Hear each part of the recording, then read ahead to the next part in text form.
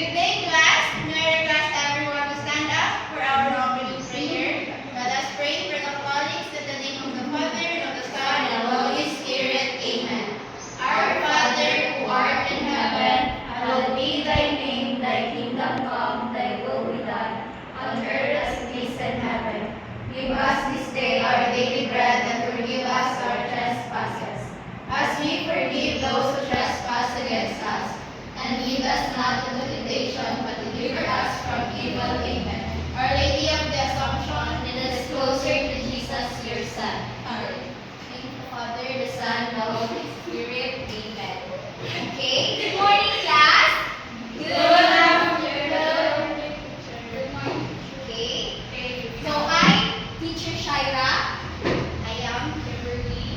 I am Teacher Anna. I'm Teacher Juliana. And I am Teacher Sheila. So we are your teachers for today. Okay, you may sit down.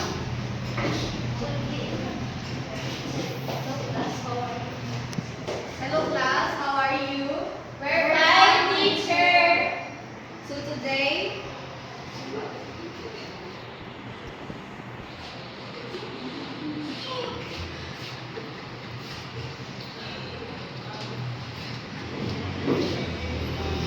today we will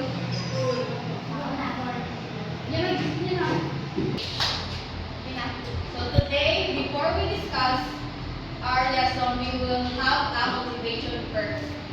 So, did you class familiar picture analysis? Are you familiar with it? Yes, teacher.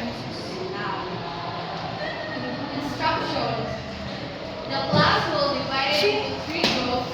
In each group, it will be given one picture. But before that, I continue instruction. Let's have a count first. 1, 2, 3,